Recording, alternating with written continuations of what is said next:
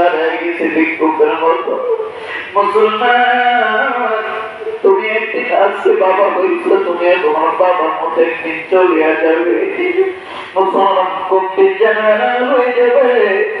নুরুল হক সাহেব দুনিয়া থেকে নাই, তার সন্তান একটা রতন ভাই নাই, একদিন আলাদা হয়ে যাবে। সভাপতি নাজমুল হক স্বপন এই দুনিয়া থেকে বিদায় হয়ে গেছে। একদিন আপনার দাদা তুমি এই মাঠে হাজির হয়ে যাবে। রাত্রি নিজন হয়ে দুনিয়া থেকে বিদায়। এমন করে কে কখন যারা চলে যাবে যাবার করতে পায়া কাটিয়া বলে আজকে এর মাইডাতে।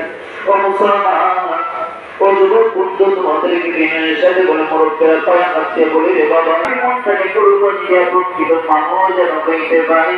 আল্লাহ তৌফিক দান করেন। সিল্লাহুন আল্লাহুম্মা আমিন। মুসলমান, আমরা সকলে কুরবানি করব। আজকে নতুন এটা ময়দান, এখানে আমরা উপস্থিত হতে পেরে খুশি না বেজান? এগুলা মনে তো খুশি না বেজান? আজকে যদি এই সমস্ত মুরব্বীরা তারা দুনিয়া থেকে বিদায় হয়ে গেছে, তারা যদি দৃশ্য দেখত, কি কথা বলে না, কি পরিমাণ খুশি হইত। আজকে ওই মানুষগুলা নাই।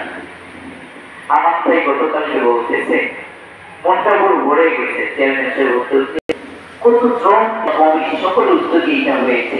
বিশেষ করে কৃতজ্ঞতা তো স্বীকার করতেই হবে আমাদের হাতে, কিন্তু উদ্যোগ নেই না।